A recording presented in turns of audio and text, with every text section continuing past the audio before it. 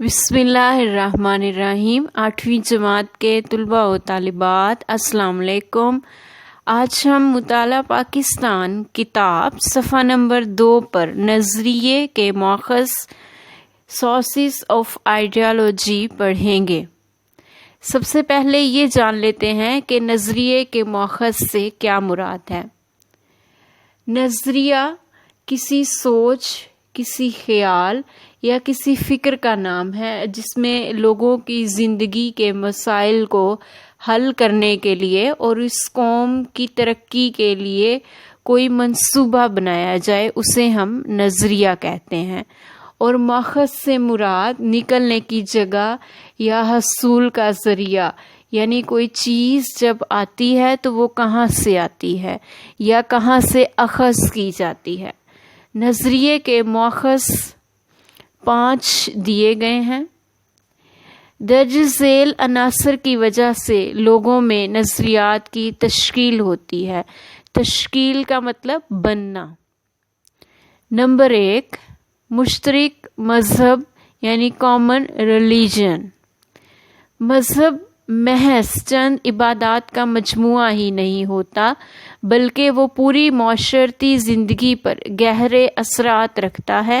ہر مذہب نے سماجی تعلقات کو مخصوص نظریات کی روشنی میں استوار کیا۔ یعنی مذہب محض کا مطلب صرف چند، تھوڑی سی، مجموعہ، اکٹھ۔ یعنی مذہب صرف تھوڑی سی عبادات کو اکٹھا کر دینے کا نام نہیں ہے، بلکہ وہ پورے معاشرے میں رہنے والے لوگوں کی زندگیوں پر گہرے اثرات رکھتا ہے۔ یورپ نظریہ عیسائیت کے تحت زندگی گزارتے ہیں، یعنی یورپ میں رہنے والے لوگ عیسائیت کے مذہب کی پیروی کرتے ہیں، اور جاپان میں نظریہ بدھ مت کے تحت زندگی گزاری جاتی ہے، جبکہ ہندو نظریہ ہندوازم کے تحت اپنی زندگی بسر کرتے ہیں، اور مسلمان نظریہ اسلام کے تحت زندگی بسر کرنا چاہتے ہیں۔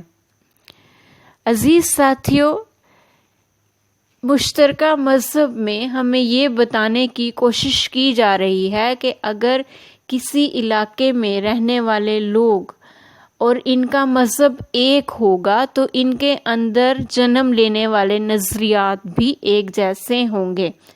جیسے ہندوستان میں رہنے والے تمام مسلمانوں نے یہ سوچا کہ چونکہ وہ ایک ہی مذہب سے تعلق رکھتے ہیں، اس لیے ان کو ایک آزاد ملک حاصل کرنا چاہیے جس میں وہ آزادی کے ساتھ اپنے مذہب کے تحت زندگی گزار سکیں۔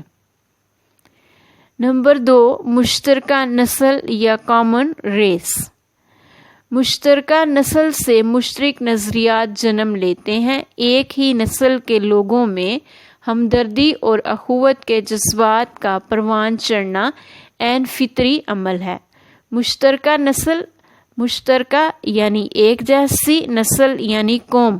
مشترکہ نسل یعنی ایک جیسی قوم سے ایک جیسے نظریات جنم لیں گے، اور ایک ہی نسل کے لوگوں میں آپس میں ہمدردی ہوگی اور بھائی چارے کے جذبات بھی پروان چڑھیں گے۔ ہم نسلی ایک مضبوط بندھن ہے، یعنی اگر لوگ ایک ہی نسل یا ایک ہی قوم سے تعلق رکھتے ہیں تو ان کا آپس کا رشتہ بہت مضبوط ہوگا، جو مشترک نظریات کے باعث انسانوں کو خونی رشتوں میں منسلک کیے ہوئے ہے۔ یعنی ساتھیوں، مشترکہ نسل میں ہمیں یہ سمجھانے کی کوشش کی جا رہی ہے کہ اگر کسی ایک بہت بڑے علاقے میں بہت سی نسلیں آباد ہیں، بہت سی قومیں آباد ہیں، تو ان قوموں میں جو ایک نسل یا ایک زبان بولنے والے لوگ یا ایک ہی قوم سے تعلق رکھنے والے لوگ موجود ہوں گے تو ان کے نظریات بھی ایک جیسے ہوں گے اور ان کا آپس کا رشتہ بہت مضبوط ہوگا۔ نمبر 3، مشترکہ زبان اور رہائش، کامن لینگویج اینڈ ریزیڈنسی۔ زبان ہی کے ذریعے لوگ اپنے جذبات اور احساسات اور خیالات دوسروں تک پہنچاتے ہیں، جس سے نئے نظریات تشکیل پاتے ہیں۔ لوگوں کے طور طریقوں اور نظریات میں یکسانیت کافی حد تک مشترکہ رہائش کا مرہون منت ہے، یعنی زبان ہی وہ ذریعہ ہے جس سے لوگ اپنے جذبات اور اپنے خیالات کو دوسرے لوگوں کو پہنچاتے ہیں کہ وہ کیا خیال کرتے ہیں، کیا سوچتے ہیں اور ان کے کیا جذبات ہیں، اور اسی کے ذریعے سے ان میں نئے نظریات بنتے ہیں، اور لوگوں کے زندگی گزارنے کے طریقے اور نظریات میں جو یکسانیت ہے یعنی ایک جیسا ہونا، ان کے مشترک یعنی ایک جیسی رہائش کا مرہون منت ہے، یعنی ایک ہی جگہ پر رہنے والے لوگ یا ایک ہی علاقے میں رہنے والے لوگ جو ایک ہی زبان بولتے ہیں اور ایک ہی طریقے سے ان کا رہن سہن ہے، رہائش ہے، تو ان کے نظریات بھی بعض اوقات ایک جیسے ہوتے ہیں۔